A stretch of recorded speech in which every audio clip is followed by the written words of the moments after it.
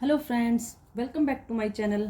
मेरा नाम है मीना मलिक और आपका मेरे यूट्यूब चैनल स्टडी लवर पर स्वागत है। जैसा कि अब तक हम पढ़ चुके हैं 11th क्लास की फिजिक्स की जो हमने फर्स्ट यूनिट स्टार्ट की थी, उस यूनिट में हमने डिस्कस किया था। हमने उसके ऑलमोस्ट 3 पार्ट कंप्लीट कर चुके हैं हम। तो हम जब थर्ड पार्ट हमने स्टार्ट कर रखा था तो उसके अंदर हम पढ़ रहे थे डायरेक्ट और इनडायरेक्ट मेथड, स्मॉल डिस्टेंस के लिए और लार्ज डिस्टेंस के लिए, जिसके अंदर हमने डिस्कस किए थे radar, laser, Rutherford method, size of oleic molecule. तो ये सभी मेथड्स हमने वहाँ पे डिस्कस कर लिए थे। तो अब हमारी जो बारी आई है वो है किससे रिलेटेड, वो हमने डिस्टेंस के केस में पढ़े थे, लेकिन अब हम पढ़ेंगे यही जो उसके मेथड होते हैं मेजरमेंट मेथड, वो पढ़ेंगे हम मास के केस में। तो अब हमारे पास सब तो हमने जैसे वहाँ पे रेंज डिस्कस की थी, जो डिस्टेंस की थी, जिसके अंदर हमने जो साइज ऑफ यूनिवर्स डिस्कस किया था, radius of nucleus, radius of proton, ये सारी चीज़ें डिस्कस की थी। तो यहाँ भी हम क्या करेंगे, जो मास है मैक्सिमम मास किस पार्टिकल का होता है और लोवेस्ट मास किस चीज़ का होता है, ठीक है। तो इसके बारे में हम यहाँ पे डिस्कस करते हैं पहले। तो रेंज का मतलब है क्या, यही है कि कोई जैसे मान लो अगर हम रेंज की बात कर रहे हैं डिस्टेंस में, तो डिस्टेंस में रेंज का मतलब ये है कि किसी भी जो एटम है उस एटम की हम रेडियस की बात कर रहे हैं या फिर साइज की बात कर रहे हैं, वो किस रेंज में एग्जिस्ट करेगी। रेंज मीन्स 10 समथिंग कुछ होगा उसके अंदर, ठीक है। वो पॉजिटिव भी हो सकता है पावर में और नेगेटिव भी। तो अब यहाँ पे अगर हम मास की बात करें तो यहाँ पे जो हमारे पास सबसे लोवेस्ट मास है, सबसे छोटा जो मास है, सबसे कम मास है, वो किसका मास है, वो होता है इलेक्ट्रॉन का। अब यहाँ पे क्वेश्चन ये होता है, पहले तो इलेक्ट्रॉन की खोज किसने की थी, जे थॉमसन ने की थी, ठीक है। अब इसका जो मास है वो सबसे कम होता है, वो उसकी रेंज होती है वैसे तो अगर एग्जैक्ट पॉइंट हम लिखें 9.31 समथिंग कुछ होता है, लेकिन हम इसको जब रेंज की बात कर रहे होते हैं तब हम 10 की पावर की फॉर्म में रिप्रेजेंट करते हैं, जैसे कि मैंने यहाँ बताया आपको। तो यहाँ पे हम क्या करेंगे, यहाँ पे हम ये 9.31 रिप्रेजेंट नहीं करेंगे, यहाँ पे हम सीधा ही 10⁻⁻30 करेंगे। अब जैसे हमने लास्ट वीडियो में, अगर आपने मेरी लास्ट वीडियो नहीं देखी तो वो देख सकते हो आप, तो हमने वहाँ पे डिस्कस किया था कि जो हमारी ये अगर जो हम मल्टीपल में 10⁻⁻ की मल्टीपल में जो कोई भी हमारे पास टर्म होती है, अगर वो क्या हो हमारी 5 से बड़ी हो, तो हम उसको 10⁻1 में काउंट कर लेते हैं, ठीक है। तो वैसे तो एग्जैक्टली तो अगर हम 9.31 इंटू 10⁻31 किलोग्राम होता है वैसे तो इलेक्ट्रॉन का जो मास होता है, लेकिन मास ऑफ इलेक्ट्रॉन, लेकिन जब क्या है इसको हम कंप्लीटली ऑर्डर ऑफ मैग्नीट्यूड में कन्वर्ट करते हैं, तो ये पूरा का पूरा हमारा क्या 5 से ग्रेटर है, तो इसको हम 10⁻1 लिख लेते हैं, और यहाँ से 10⁻31 है, तो यहाँ पे इसकी पावर तो पॉजिटिव है और इसकी पावर नेगेटिव है। तो 10⁻31 और 10⁻1 बेस सेम है, दोनों के 10 है, तो पावर क्या हो जाएगी, ऐड हो जाएगी। लेकिन जो 31 है वो नेगेटिव है, तो यहाँ पे 31 में से एक जाएगा, तो यहाँ पे हमारे पास 10⁻30 में रेंज आएगी हमारे पास इलेक्ट्रॉन की। तो ऐसे ही हमारे पास जो और रेंज है वो क्या है, अगर हम प्रोटॉन और न्यूट्रॉन के मास की बात करें, मास ऑफ प्रोटॉन और न्यूट्रॉन, उसकी रेंज होती है 10⁻27। और उसके अलावा जो हमारी सेल होती है, सबसे छोटी जो हमारा शरीर बना होता है ना, वो सेल का बना होता है। तो जो बिल्कुल जो छोटी सेल होती है उसका जो साइज है वो है हमारा 10⁻10 किलोग्राम, वेट सॉरी, साइज नहीं, उसका मास है ये, ठीक है। अब इसके बाद जो मॉस्क्यूटो है, जो मच्छर होता है, उसका जो साइज होता है वो होता है हमारे पास 10⁻5। और जो फ्रॉग होता है उसका जो मास होता है हमारे पास फ्रॉग का, वो होता है 10⁻1 किलोग्राम। अब जो इंसान होता है उसका जो मैक्सिमम मास हो सकता है वो कितना होता है, 100 किलोग्राम, ठीक है। मीन्स अगर 10⁻की फॉर्म में दिखाएं तो 10⁻2 किलोग्राम। और ये एवरेज है, ठीक है, जो भी ये वैल्यूज हैं ये एवरेज है। अब इसका मतलब ये नहीं है कि ये किसी का इससे कम नहीं होगा या फिर किसी का इससे ज़्यादा नहीं होगा, होता है किसी का कम किसी का ज़्यादा, लेकिन एवरेज लोग इस मास के पाए जाते हैं, ठीक है। और इसके बाद है हमारे पास कार का जो मास होता है वो हमारे 10⁻3 किलोग्राम, और एलिफेंट का भी 10⁻3 किलोग्राम। मीन्स एक हाथी का जो मास होता है, जो वजन होता है, वो एक कार के बराबर होता है, ठीक है। और उसके बाद हमारे पास आते हैं moon, earth, sun, milky way and universe. तो सबसे बड़ा तो यूनिवर्स है, ठीक है। तो इसका मतलब सबसे ज़्यादा मास किसका होगा, यूनिवर्स का। तो हमारे पास मून का कितना मास है, 10⁻23 किलोग्राम। अर्थ का हमारे पास कितना मास है 10⁻25 किलोग्राम।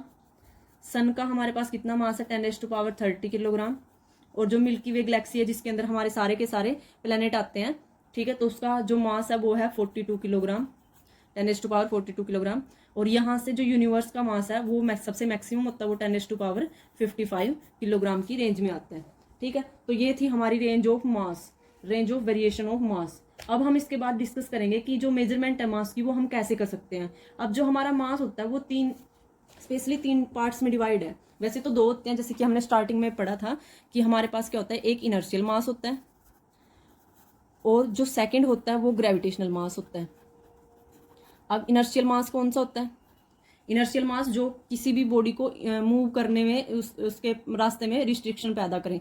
मीन्स मान लो यहाँ पे एक ऑब्जेक्ट है और वो ऑब्जेक्ट मूव करने की कोशिश कर रहा है लेकिन उसके मास की वजह से वो मूव नहीं कर पा रहा, ठीक है, तो उस मास को हम बोलते हैं इनर्शियल मास, जो क्या करे, उसकी मूवमेंट में रुकावट पैदा करे। और ग्रेविटेशनल मास होता है हमारा जो क्या करे, अर्थ के साथ उसके अर्थ का और जो वो ऑब्जेक्ट है उनके बीच में जो एक अट्रैक्शन को रिप्रेजेंट करता है, उस मास को हम बोलते हैं ग्रेविटेशनल मास। अब यहाँ पे एक नया कंसेप्ट आता है, वो आता है यहाँ पे हमारे पास ग्रेविटी का। तो ग्रेविटी क्या होती है, जिसको हम जी से रिप्रेजेंट करते हैं। ग्रेविटी होती है अट्रैक्ट करने की पावर किसी भी प्लेनेट की भी हो सकती है, मून की भी हो सकती है। अब मून की जो ग्रेविटी है वो अर्थ की ग्रेविटी से कम होती है, ठीक है। तो यहाँ पे क्या होगा, जो ग्रेविटी की वजह से, जैसे मान लो अगर हम क्या कर रहे हैं, कोई अर्थ है, कोई ऑब्जेक्ट है हमारे पास और उसको हम ऊपर फेंक रहे हैं, तो वो वापिस नीचे क्यों आ रहा था, क्योंकि ग्रेविटेशनल फोर्स थी और साथ में वहां पे क्या थी, एक ग्रेविटी भी थी। तो ये ग्रेविटी है क्या चीज, ये एक्सेलरेशन का काम कर रही है यहाँ पे जो ग्रेविटी है। और इस ग्रेविटी की वजह से जो हमारा मास होता है, ग्रेविटेशनल मास होता है, वो किस में कन्वर्ट हो जाता है, वेट में, ठीक है। तो अब हम ये पढ़ेंगे कि इनर्शियल मास को कैसे मेजर करेंगे, ग्रेविटेशनल मास को कैसे मेजर करेंगे और जो हमारा वेट होता है उसको हम कैसे मेजर करेंगे और कौन से इंस्ट्रूमेंट हम यहाँ पे यूज कर सकते हैं। तो अब हमारे पास जो यहाँ पे फर्स्ट आता है वो है इनर्शियल। तो सबसे पहले तो इनर्शियल मास होता है क्या, ये आपको पता लग गया होगा कि कोई ऑब्जेक्ट जब वो मूव कर रहा होता है और एक फोर्स लगी होती है, वो फोर्स उसको मूव करने में उसके रिस्ट्रिक्शन पैदा करती है, तो उसको हम बोलते हैं इनर्शियल मास, ठीक है। अब आगे उसके बाद जो हमारे पास है, या फिर ये बता, जैसे अगर हम इसको कंपेयर करना चाहें, कोई एक हेल्दी बंदा है, ठीक है, वो जब दौड़ेगा तो उसका जो मतलब उसमें जो उसकी फैट होगी वो उसको जल्दी सांस चढ़ाएगा, ठीक है, सांस चढ़ जाएगा उसको जल्दी। और क्या होगा, उससे इतना फास्ट नहीं दौड़ा जाएगा जो एक बिल्कुल फिट जो पर्सन है वो दौड़ सकता है। तो उस मास को हम क्या बोल सकते हैं, इनर्शियल मास बोल सकते हैं, ठीक है। तो अब यहाँ पे क्या होगा, इसको मेजर करने के लिए जो हम इंस्ट्रूमेंट यूज करते हैं, उस इंस्ट्रूमेंट के अंदर हमारे पास क्या होती है, दो हमारे पास, एक हमारे पास ब्लॉक होता है वुड का, लकड़ी का, और एक हम उसके अंदर पेन को ज्वाइन करके रखते हैं with the help of 2 metallic strips A and B. और फिर उसके बाद हम क्या करते हैं, जो हमारा वुडन ब्लॉक है वो क्लैम्प्ड होता है टॉप ऑफ द टेबल, जो टेबल है ना उसके ऊपर लगाया होता है। मीन्स ऐसे होता है वो कि जैसे मान लो यहाँ पे हमारी टेबल है, ये हमारी टेबल है यहाँ पे जो हमने रख रखी है, ठीक है। तो अब यहाँ पे क्या होगा, इसके ऊपर यहाँ पे इस कॉर्नर पे हमने क्या किया, वो पहले हमने जो ब्लॉक था वुडन का ब्लॉक वो लगा दिया यहाँ पे, ठीक है। फिर वुडन का ब्लॉक उसके ऊपर लगाने के बाद हमने क्या किया, उसको इसके साथ जो हमारा बेंच है, जो हमारी मेज है यहाँ पे, इसके साथ इसको कनेक्ट कर दिया बिल्कुल अच्छे से टाइटली।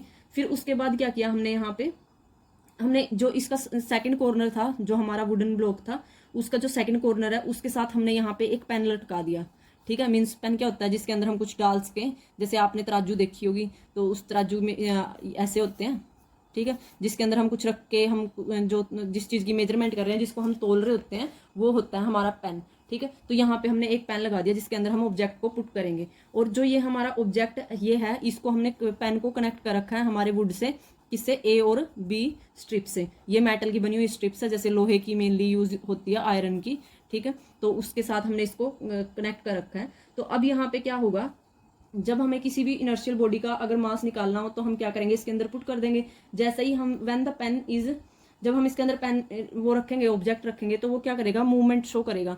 मूवमेंट मीन्स ऊपर नीचे होगा, क्योंकि अगर कोई भारी चीज यहाँ पे रखी जाएगी तो वो तो क्या करेगा, हिलेगा ना, वाइब्रेट करेगा वहां पे, ठीक है। तो वहां पे वाइब्रेटरी मोशन स्टार्ट हो जाएगा जो हॉरिजॉन्टल डायरेक्शन में होगा हमारा, ठीक है। तो अब यहाँ पे जो हमारा टाइम पीरियड होगा वाइब्रेशन का, वो डिपेंड करेगा हमारी लेंथ, जो हमारा इनर्शियल बैलेंस है उसकी लेंथ के ऊपर, और कोफिशिएंट ऑफ इलास्टिसिटी, कि कितना इलास्टिसिटी का मतलब होता है, जैसे हम एक रबड़ ले लेते हैं, तो हमने क्या किया, उस रबड़ को हमने खींच दिया दोनों साइड से, ठीक है। अगर वो क्या करे, अपनी जो उसकी ओरिजिनल, जैसे ये उसकी ओरिजिनल शेप थी, ठीक है, अगर वो क्या करे, अपनी ओरिजिनल शेप को बिल्कुल एग्जैक्टली ऐसी की ऐसी ले ले, तो इसका मतलब उसके अंदर बिल्कुल 100% इलास्टिसिटी है। अगर वो क्या करे, कुछ हद तक अपनी जो स्ट्रक्चर है उसको, मीन्स उसकी लेंथ बढ़ेगी, जब हम रबड़ को बढ़ाएंगे तो क्या होगा, लेंथ बढ़ेगी, तो वो ओरिजिनल स्पेस पोजिशन पे नहीं आई, बट कुछ हद तक आ गई, ठीक है। तो ऐसी उसको बोलेंगे हम कि उसकी इलास्टिसिटी क्या है, कम है। और अगर हम क्या करें, बिल्कुल कि हमने जितना उसको स्ट्रेच किया था वो बिल्कुल पूरी की पूरी वैसे ही स्ट्रेच रही, तो इसका मतलब वहाँ पे उसके अंदर कोई भी इलास्टिसिटी नहीं है, ठीक है। तो यहाँ पे जो हमारा टाइम पीरियड होगा वाइब्रेशन का, इसका वाइब्रेट करेगी ये, ठीक है, हॉरिजॉन्टली। तो इसका जो वाइब्रेशन है हमारा, वो डिपेंड करेगा फर्स्ट ऑफ ऑल तो जो ये स्ट्रिप्स हैं इनकी लेंथ पे, ठीक है, इनर्शियल बैलेंस की लेंथ पे। सेकंड वो कोफिशिएंट ऑफ इलास्टिसिटी पे। अब कोफिशिएंट मैंने बता दिया, इलास्टिसिटी बता दिया आपको, इनका क्या होगा, अलग अलग कोफिशिएंट होता है, ठीक है। तो कोफिशिएंट मीन्स कॉन्स्टेंट, कुछ कॉन्स्टेंट टर्म आती है, तो वो उसके ऊपर डिपेंड करता है, ठीक है। और total mass of pen and the body placed on it, और साथ में जो इसका पेन का पहले ही ऑलरेडी मास है, जैसे हमने स्मॉल m मान लिया, और जो ऑब्जेक्ट हमने यहाँ पे रखा है वो कैपिटल M मान लिया, तो इन दोनों के मास पे भी डिपेंड करेगा, ठीक है। तो आप अभी हमने क्या क्या डिस्कस किया यहाँ पे, कि पहले तो हमने यहाँ पे कैसा जो इंस्ट्रूमेंट है वो यूज कर रखा है, तो हमने कैसा इंस्ट्रूमेंट यूज कर रखा है यहाँ पे, जिसके अंदर हमारे पास एक मेज रखी हुई है, मेज के ऊपर हमने क्या किया, एक साइड वुड ब्लॉक रख दिया, उस वुड ब्लॉक से अटैच हमने दो स्ट्रिप्स कर ली A और B, और उन A और B से कनेक्ट कर दिया हमने पेन, और पेन के अंदर हमने रख दिया ऑब्जेक्ट, और वो ऑब्जेक्ट क्या करेगा, वाइब्रेशन शो करेगा, और वो वाइब्रेशन कैसी होगी, हॉरिजॉन्टल वाइब्रेशन होगी। और जब वो हॉरिजॉन्टली वाइब्रेट करेगा, तो वो जो वाइब्रेशन है वो किस किस पे डिपेंड करेगी, फर्स्ट ऑफ ऑल तो डिपेंड करेगी जो ये लेंथ होगी यहाँ से लेके यहाँ तक की, A और B की जो स्ट्रिप्स लगा रखे हैं उनकी लेंथ पे। सेकंड उनकी जो इलास्टिसिटी है उसके ऊपर, कि वो कितना रीगेन करेंगे अपनी ओरिजिनल प्रॉपर्टी, जो स्ट्रक्चर है, साइज है उसको, ठीक है। और थर्ड डिपेंड करेंगे इनके मास पे, दोनों पे सॉरी, ठीक है। तो अब यहाँ पे कैसे डिपेंड करेगा टाइम पीरियड, जो टाइम पीरियड होता है वो डायरेक्टली प्रोपोर्शनल होता है टोटल मास के, जो बॉडी का मास है और जो पेन का मास है उसके डायरेक्टली प्रोपोर्शनल होता है, ठीक है। तो T² is equal directly proportional to M। अगर ये दोनों डायरेक्टली प्रोपोर्शनल है तो इनको कंबाइन करने के बाद हम क्या कर सकते हैं, हमारे पास क्या होगा कि हमारे पास दो ऑब्जेक्ट है ना यहाँ पे, एक का मास स्मॉल m है, एक का कैपिटल M है। अगर हम दोनों के टाइम पीरियड को भी अलग अलग कंसीडर कर लें, पेन के टाइम पीरियड को अलग से, और जो हमारा ऑब्जेक्ट रखने के बाद जो उसमें मूवमेंट होगी, जो वाइब्रेशन होगी उसके टाइम को अलग से, तो फिर क्या होगा यहाँ पे, तो फिर यहाँ पे क्या होगा, जैसे हमने T1 और T2 दो टाइम पीरियड मान लिए हमने, जो एक टाइम पीरियड हमारा है मास स्मॉल m की वजह से, और दूसरा है हमारा कैपिटल M की वजह से। तो यहाँ पे हम इसको कैसे कैलकुलेट कर सकते हैं कि इन दोनों को डायरेक्टली प्रोपोर्शनल दिखाना पड़ेगा। यहाँ से हमने मान लिया T1 हमारा किसका मास है, हमने ये ऑब्जेक्ट का मास स्मॉल M से मान लिया, और जो हमारी पेन है, पेन का मास हमने कैपिटल M से मान लिया।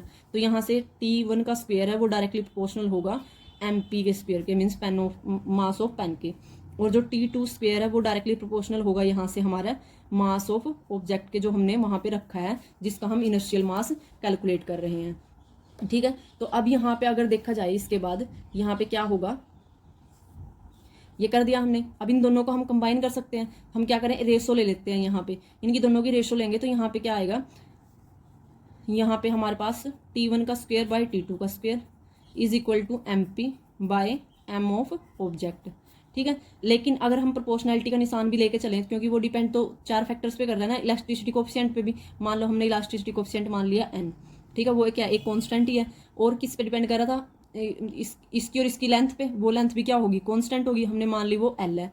फिर दो ये मास के ऊपर डिपेंड कर रहा था। तो अगर हम इसके अंदर कंबाइन करके इसका टोटल टाइम निकालते हैं, तो यहाँ से जो हमारा T1 है, प्रोपोर्शनैलिटी का निशान हटाने के बाद अगर हम यहाँ पे NL लगा देते हैं, यहाँ पे NL कांस्टेंट है दोनों, और हमने प्रोपोर्शनैलिटी का निशान हटाने के लिए कोई एक अलग से कांस्टेंट लिख दिया K, और यहाँ पे है हमारे पास M ऑफ P। अब जो K भी कांस्टेंट है, N भी कांस्टेंट है और L भी कांस्टेंट है, हम इन दोनों को कंबाइन करके एक अलग से नंबर बना देते हैं, वो नंबर हमने बना दिया A। ये हमारा अलग से एक कोफिशिएंट हो गया, कांस्टेंट बना दिया हमने। फिर T2 स्क्वायर का भी ऐसे ही होगा, वो भी AM ऑब्जेक्ट होगा, ठीक है, मास ऑफ ऑब्जेक्ट। तो यहाँ पे A से कैंसिल हो जाएगा, तो इस जो हमारा टाइम पीरियड का स्क्वायर की जो रेशो है वो किसके इक्वल आएगी, जो दोनों मास ऑफ पेन बाय में मास ऑफ ऑब्जेक्ट। अब हमें यहाँ पे मास ही कैलकुलेट करना है, जिस ऑब्जेक्ट का हमें कैलकुलेट करना है, हमें किसका करना है, यहाँ से मास ऑफ ऑब्जेक्ट का करना है ना, जो हमने ऑब्जेक्ट यहाँ पे रखा है। तो हम क्या करेंगे, इसको इधर लेके चले जाएंगे, यहाँ से होगा mass of object is equal to MP mass of pen, और T2 स्क्वायर ऊपर चला जाएगा यहाँ से हमारा, और T1 स्क्वायर हमारा डिवाइड में आ जाएगा। तो ऐसे करके हम कैलकुलेट कर सकते हैं हमारा जो हमें मास कैलकुलेट करना है। ठीक है, तो ये था हमारा जो ओवरऑल हम मेजरमेंट ऑफ इनर्शियल मास कर रहे थे, ऐसे हम कैलकुलेट कर सकते हैं। तो यहाँ पे हमारा एक जो मेथड है मेजरमेंट ऑफ इनर्शियल मास का, वो कंप्लीट होता है। अब आगे हम पढ़ेंगे ग्रेविटेशनल मास। तो अब ग्रेविटेशनल मास के बारे में जान लेते हैं हम, वो होगा क्या और उसको हम कैसे कैलकुलेट करेंगे, और उसके अंदर हम कौन सा इंस्ट्रूमेंट यूज करेंगे। तो चलिए देखते हैं। अब हमारे पास क्या होगा, तो सबसे पहले तो हमारे माइंड में यही आता है कि ग्रेविटेशनल मास को अगर हमें डिफाइन करना हो तो हम उसको डिफाइन कैसे करेंगे। तो जो ग्रेविटेशनल मास है उसको हम डिफाइन कर सकते हैं इंटरेक्शन की फॉर्म में, कि एक ग्रेविटेशनल मास है जो हमारी वो प्रॉपर्टी है ऑब्जेक्ट की जो डिटरमाइन करती है strength of gravitational interaction. Means हमारी अर्थ और जो वो ऑब्जेक्ट है जो अर्थ के ऊपर ही है, ठीक है, उनके दोनों के बीच की जो स्ट्रेंथ को रिप्रेजेंट करता है, उस मास को हम क्या बोलते हैं, ग्रेविटेशनल मास बोलते हैं। ठीक है, तो यहाँ से ये तो हो गई हमारी इसकी डेफिनेशन अंडरस्टैंड करने के लिए। लेकिन जो ये हमारा ग्रेविटेशनल मास है, इसको हम मेजर करने के लिए कॉमन बैलेंस ही यूज करते हैं, जो नॉर्मली हम आपने घरों में भी देखा होगा तराजू, जिसके अंदर क्या होता है, ऐसे यहाँ पे भी लगी होती है एक पेन सा, और यहाँ पे भी एक पेन लगा होता है। ठीक है, और इस एक के अंदर हम कुछ वेट रख लेते हैं, और यहाँ पे हम कुछ जो भी हमें वस्तु तोलनी होती है वो रख देते हैं, फिर इसको मेजर कर सकते हैं हम। तो ऐसे सिंपल ही हम इसके अंदर तराजू रखते हैं। और जो हमने यहाँ पे यूज़ किया हुआ है, जैसे इन्होंने बता रखा है यहाँ पे, जो हमारा बैलेंस है उसके अंदर भी ऐसे ही 2 पेन है हमारे पास। एक के अंदर हमने कुछ हैवी जिसकी हेल्प से हम मेजर कर रहे हैं वो डाला हुआ है एक साइड में, और दूसरी साइड में हम वो मेजर कर रहे हैं। तो इसकी एक अच्छी सी मतलब इन्होंने वो दिखा रखी है। तो इसके एडजस्ट करना पड़ता है इसके अंदर स्क्रू को। जैसे ही हम स्क्रू को एडजस्ट करते हैं यहाँ पे, तो हमारे पास क्या होगा, जो जिसके साइड में हमारे पास हैवी वेट हो जाता है, तो वहाँ से डिफ्लेक्शन आना स्टार्ट हो जाती है, और जिससे हमें पता लग जाता है कि ये, और इसके साथ में एक स्केल लगा होता है, उस स्केल की हेल्प से हमें पता लग जाता है कि इसका जो ग्रेविटेशनल मास है वो कितना होता है। तो इसको अगर हम देखें तो यहाँ पे क्या क्या चीज़ें हैं हमारे पास, और ये जो हमारा कॉमन बैलेंस है किस प्रिंसिपल पे काम करता है, ये मोमेंट ऑफ फोर्स पे काम करता है। ठीक है, अगर कोई आपको पूछे कि कॉमन बैलेंस का जो प्रिंसिपल होता है, वर्किंग प्रिंसिपल होता है, वो क्या होता है, तो आप बोलोगे यहाँ पे कि वो होता है moment of force, moments of forces. ठीक है, तो ये था हमारा प्रिंसिपल। अब हम इसकी जो हमारे पास जो इसका डायग्राम है वो डायग्राम में बना लेते हैं, और उसकी वर्किंग समझते हैं कि कैसे वर्क करेगा ये। तो देखिए चलिए, तो कुछ ऐसा डायग्राम बना होता है हमारे पास इसका, जो हम ग्रेविटेशनल मास के लिए जो हम कॉमन बैलेंस यूज करते हैं, तो उसके अंदर होता है क्या है, तो देखिए यहाँ पे स्क्रू के लिए एक जो फिक्स होता है जहाँ पे, ठीक है, कुछ फिक्स लगा होता है यहाँ पे भी, मीन्स ये दीवार पे भी हो सकता है, और ऐसे भी मीन्स एक कोई भी मेटल का बना हो। ठीक है, और ये आपने कहीं आटा चक्की वगैरह पे देखे होंगे, वहाँ पे यही यूज़ करते हैं हम। और ये चीज़ जो है यहाँ पे भी स्क्रू कुछ स्ट्रिप लगी होती है, जिससे हमारा एक पेन यहाँ इधर कनेक्ट होता है। जैसे मान लिया हमने ये कनेक्ट कर दिया एक पेन, और इधर से भी हमने मान लिया इधर यहाँ पे एक पेन जो हमारा दूसरा है वो कनेक्ट कर दिया। अब उसको कनेक्ट करने के बाद यहाँ पे क्या होगा, यहाँ पे एक बैलेंसिंग स्क्रू होता है, ठीक है, जिसकी हेल्प से हम बैलेंस कर सकते हैं कि कौन सा कितना टाइट होगा, ठीक है, कम ज़्यादा वो हम कर सकते हैं आराम से। अब इसके बाद हमारे पास क्या है, जो इसके नीचे है एक लेयर, इसके नीचे भी होती है, उस लेयर में यहाँ पे भी हमारी नोब्स लगी होती हैं, जो स्क्रू होता है लेवल होता है उसके लिए, इसको नीचे कम ज़्यादा कर सकते हैं हम लेवल को। ठीक है, मीन्स इससे और इसके बीच का जो गैप है इसको बढ़ा भी सकते हैं और कम भी कर सकते हैं। और यहाँ पे फिर हमारे पास लगा होता है ये, यहाँ पे हमारे पास लाइन आई होती है, ठीक है, और यहाँ पे हमारे पास है, यहाँ पे तो स्केल लगा है जिसके अंदर हमें मेजरमेंट मिलेगी। और जो ये यहाँ पे है, यहाँ एक सर्कुलर हमारे पास एडजस्टमेंट नोब लगी होती है, एडजस्टमेंट नोब। वो एडजस्टमेंट नोब क्या करती है यहाँ पे, जैसे अगर हम जब हमारे क्या हो एम्प्टी होते हैं ये पेन दोनों के दोनों, ठीक है, दोनों के दोनों, तो जब ये एम्प्टी हो मीन्स खाली हो, तो उस टाइम पे क्या होगा, ये दोनों क्या होना चाहिए, बैलेंस होना चाहिए। जो यहाँ पे एक वो लगा होता है पॉइंटर, यहाँ पे वो पॉइंटर क्या करता है, इधर उधर डिफ्लेक्शन शो करता रहता है इसकी जो एक्सट्रीमम पॉइंट होते हैं उनके, मीन्स एक बार इस साइड एक बार इस साइड। तो यहाँ पे क्या होगा, जब वो एम्प्टी होंगे, खाली होंगे, लेकिन क्या हो एक साइड में अगर जैसे हमारा पॉइंटर मान लो इस साइड में हैवी रिप्रेजेंटेशन दे रहा है कि इधर डिफ्लेक्शन दिखा रहा है, तो इस इधर डिफ्लेक्शन होने के कारण यहाँ पे क्या है, जो ये वाली जो हमारा पेन है ये तो हमारा डाउन जा रहा है और ये वाला थोड़ा ऊपर जा रहा है, तो इसका मतलब ये हमारा लाइट है और ये हमारा हैवी है। ठीक है, तो अब हमें जब वो एम्प्टी में ही डिफ्लेक्शन शो करे तो इससे तो एरर आ जाएगा। तो यहाँ पे हम क्या करेंगे, पहले जो ये हमारा एडजस्टमेंट ये बैलेंस स्क्रू है इसकी हेल्प से हम क्या करेंगे, पहले इसको बैलेंस करेंगे कि क्या हो, जब स्टार्टिंग में इनका दोनों का जो वेट है वो इक्वल होना चाहिए, ना तो ये हैवी होना चाहिए और ना ये लाइटर होना चाहिए। जब ये दोनों हमारे पास खाली हैं तो खाली होते हुए जब ये इक्वल पोजीशन शो करनी चाहिए और जो हमारा पॉइंटर है वो बिल्कुल सेंटर में ही रहना चाहिए, ना कि डिफ्लेक्शन शो करे। तो ये करने के बाद फिर हम क्या करेंगे, जैसे यहाँ पे हमने कोई स्टैंडर्ड मास ले दिया, स्टैंडर्ड मास मीन्स जो आपने देखे होंगे दुकानदार यूज करते हैं कोई भी चीज तोलने के लिए, ठीक है, जिसको हम बाट बोलते हैं। और यहाँ पे हम यूज करेंगे जो चीज हमें मेजर करनी है, जो चीज का ग्रेविटेशनल मास हमें तोलना होता है वो रखेंगे। और जैसे ही यहाँ पे जैसे मान लो हमने यहाँ पे 50 किलोग्राम का स्टैंडर्ड वेट रख दिया और यहाँ पे हमने रखी हुई है एक, मान लो हमने क्या रखा, एक पैकेट रख दिया हमने जो शुगर होता है उसका, तो हमने जब उसको मेजर करके देखा अगर वो क्या होगी, अगर वो इसके इक्वल होगी तो फिर तो हमें सेंटर पे नजर आएगा ये, ठीक है, जो पॉइंटर है। अगर वो इससे कम होगी जो शुगर है वो मीन्स ये वाला ऊपर चला जाएगा और वो डाउन, तो फिर इससे हमें पता लग जाएगा कि हमें इक्वल मास में वो चीज मिली है या नहीं जितनी हम खरीदना चाह रहे थे। ठीक है, तो ये होता है हमारा जो ग्रेविटेशनल मास को मेजर करने का तरीका होता है। ठीक है, यही हम यूज करते हैं अपनी यूजुअल डेली लाइफ में। अब उसके बाद हमारे पास जो कंसेप्ट आता है वो आता है मेजरमेंट ऑफ वेट। अब मैंने जैसे आपको बताया कि वेट होता किसकी वजह से है, ग्रेविटी की वजह से है। और ग्रेविटी क्या होती है, ग्रेविटी हमारी एक एक्सेलरेशन की फॉर्म होती है, ठीक है, जो एक्सेलरेट करने में हमें क्या करती है, रुकावट पैदा करती है, क्योंकि वो क्या करती है, फोर्स साथ में एक्सर्ट होती है तो उसको मूव करने में फोर्स क्रिएट कर देती है। जैसे तो यहाँ पे इसको अगर हमें मेजर करना हो तो हम यहाँ पे क्या है, जो हमारी फोर्स होती है, अगर हम न्यूटन्स लॉ के अकॉर्डिंग देखें मास इनटू एक्सेलरेशन होती है, लेकिन यहाँ पे एक्सेलरेशन की बजाय हम क्या यूज करते हैं, ग्रेविटी एक्सेलरेशन।